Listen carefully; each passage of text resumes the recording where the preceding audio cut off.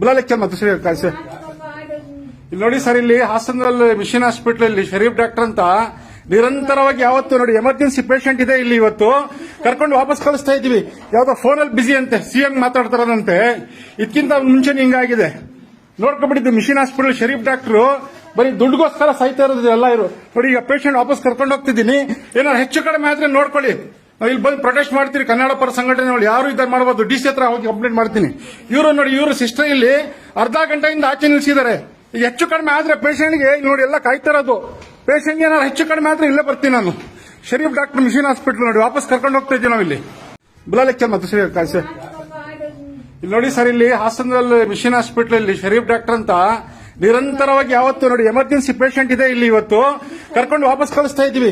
ಯಾವ್ದೋ ಫೋನಲ್ಲಿ ಬಿಸಿ ಅಂತೆ, ಸಿಎಂ ಮಾತಾಡ್ತಾರಂತೆ.